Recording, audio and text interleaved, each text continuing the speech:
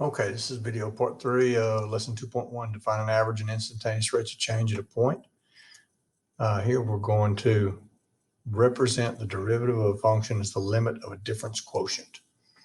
So we're going to start by calculating several difference quotients for a function on the intervals from a to something as that something gets closer, the second value in the interval gets closer and closer to a. So we'll start by looking at,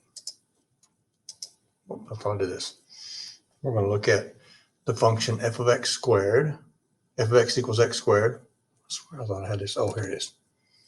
And we're going to look at calculate the average rate of change on the following intervals. I'm going to bring my calculator up.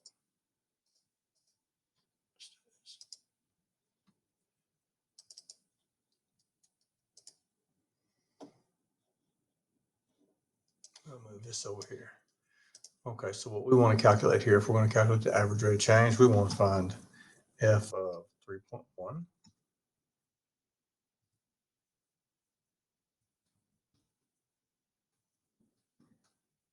And we already know that f of 3 is 9. So when we do f of 3.1, we'll go to the calculator and we'll second quit. Oops. I don't want to let it clear. All right. If we're going to calculate 3.1 squared, so that's 9.61. So in this case, then the difference quotient, the average rate of change on the interval from 3 to 3.1, would be f of 3.1 minus f of 3 over 3.1 minus minus 3. So this is going to equal 9.61 over 0.1, which is equal to it's going to equal 0.061.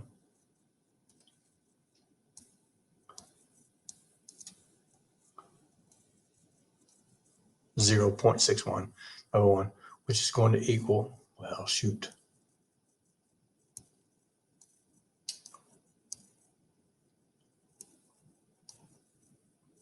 6.1 is what I was trying to get at there.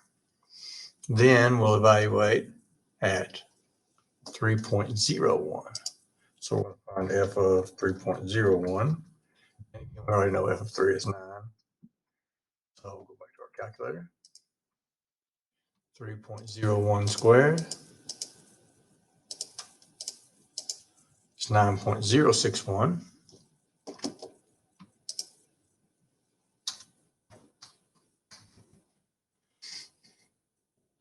So our difference quotient, or our average rate of change, is going to be f of 3.01 minus f of 3 over 3.01 minus 3, which is going to equal, and we said that's 9.0601.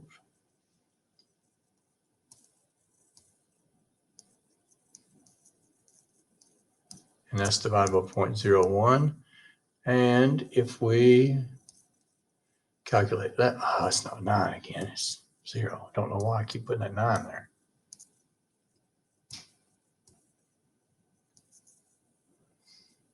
This is going to be 6.01. We could continue this the same way, and what we're going to see is the average rate of change on this interval is 6.001, and the average rate of change on this interval is going to be 6.0001. And so it looks like as the second value in that interval gets closer and closer to 3, it appears that the average rate of change is getting closer and closer to 6. And that's going to be a huge, huge important thing, because in actuality, the derivative of f of x equals x squared at x equals 3 is 6. And that's what we're here to show you today. So what we want to look at now is a general function. Just in general, we're going to look at if we have an f of x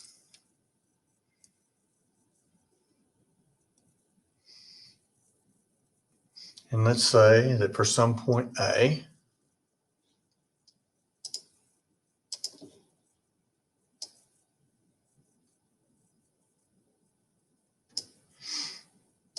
for some x value A, there's a point on the graph where the y value is f of A. Then if we take some arbitrary h and we call this x equals A plus h.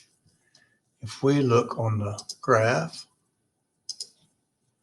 where the point is at A plus h,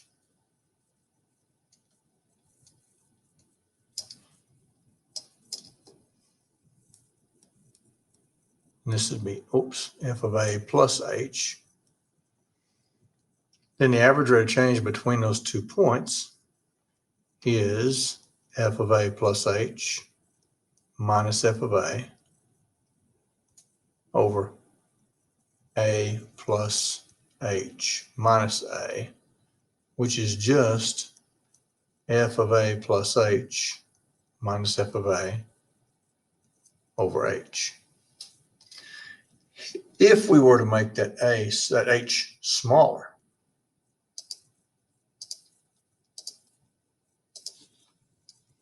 I'm going to erase all this for a second.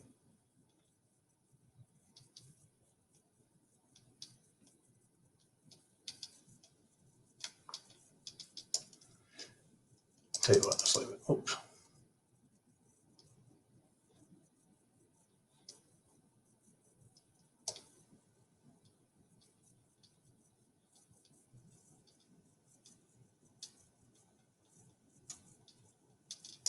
If we were to make that h small,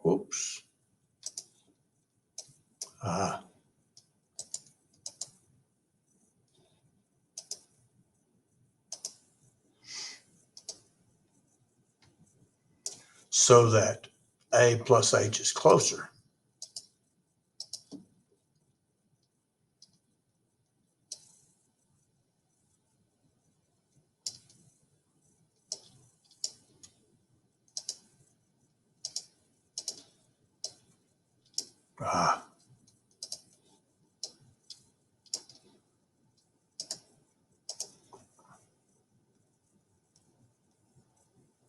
Now, the average rate of change has gotten closer and closer and closer. It gets closer. As h gets closer, that average rate of change gets closer and closer and closer to the slope of what we call the tangent line at A.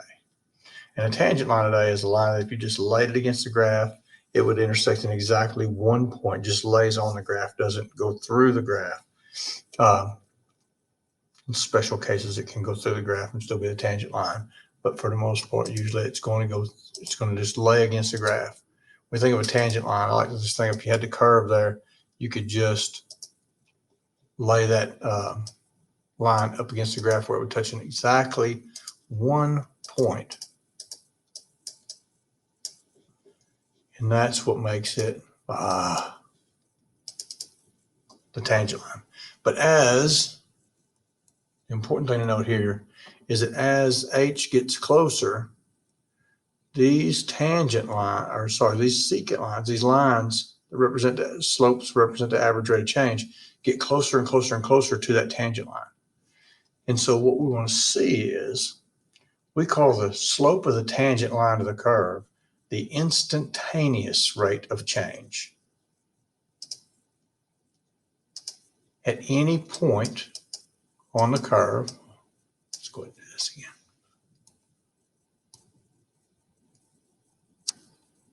At any point on the curve, that's not a good one.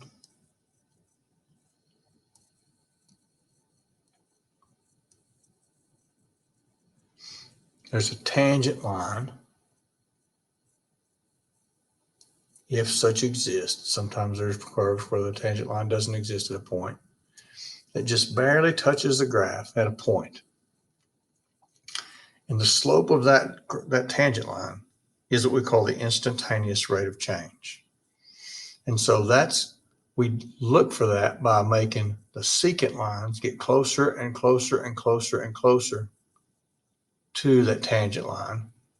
And so we can look at the derivative at a point A, at x value A.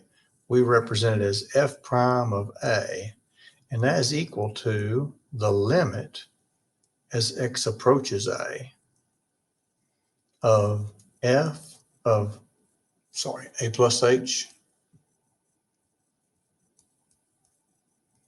minus f of A over h, which is just the average rate of change on the interval from A to A plus h.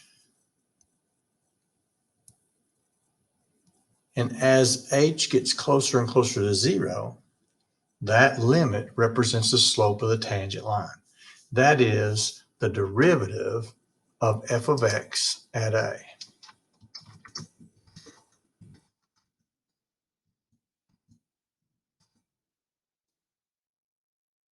Also called f prime of A. That's how we evaluate that. When we, this is the derivative at a point, is the limit of the difference quotient.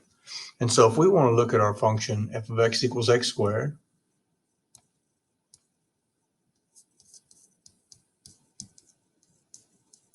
and we want to find f prime of 3. So 3 is our A. Then we're looking for the limit as x approaches A, as h approaches 0.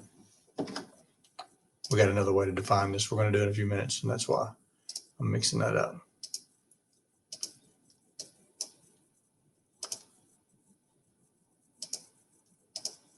Limit as h approaches 0 of f of A plus h minus f of A all over h. And in this case, A equals 3. So we're looking for the limit of f of 3 plus h minus f of 3 over h as h goes to 0. So when we evaluate f of 3 plus h, that is x squared, x plus, I'm doing x's again. In a couple of days, you'll see why I'm doing this with the x's so much. 3 plus h squared minus f of 3 is just 3 squared or 9, and that's all over h, and this is going to be the limit as h goes to 0. So if we do 3 plus h squared, remember that's like 3 plus h times 3 plus h, so that's 9 plus 6h plus h squared minus 9 all over h, and that's still, don't ever lose your limit notation here when you're calculating these, because it's not the same. There's no equality there if we lose the limit. So this is still the limit as h goes to 0 of 9 plus 6h plus h squared. So 9 minus 9 are gone, and that leaves me with the limit as h goes to 0 of 6h plus h squared over h, which is equal to the limit as h goes to 0 of 6 plus h, when I divide both of those terms by h in the denominator. That limit as h goes to 0 is just 6. And that's what tells us f prime of 3 equals 6, or the derivative of f of x at x equals 3 is 6. The instantaneous rate of change of the function x squared at x equals 3 is 6. Let's look back over here and see if we've done everything we need to do on this one. Let's do one more representation here. Let's look at the same thing, except for another representation of the derivative at a point is the limit as x approaches A of f of x minus f of A all over h.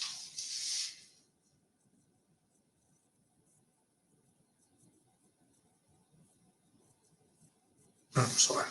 No, over x minus a. There's no h there.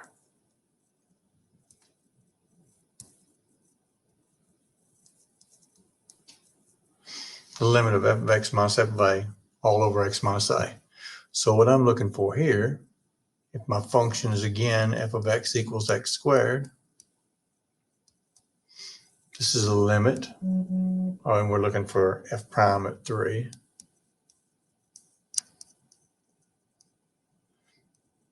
As x approaches 3 of f of x minus 9 over x minus 3, that says x minus 3. That's the limit as x approaches 3 of x squared, that's f of x minus 9 or x minus 3. That's equal to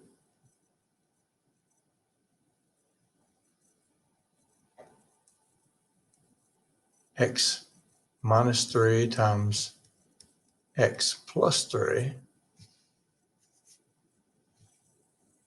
That's still a limit. Don't lose your limits. Over x minus 3. Remember, as long as x is not equal to 3, these two values are going to cancel out because they're going to equal 1 for every x value except for x equals 3, which means this is equivalent to the limit as x approaches 3 of x plus 3, and that limit equals 6, which is just another way of finding f prime of 3 equals 6. The derivative of f of x equals x squared at x equals 3 is 6. The instantaneous rate of change of f of x equals x squared at x equals 3 is 6. And that's how we define the instantaneous rate of change as a difference quotient and how we find that.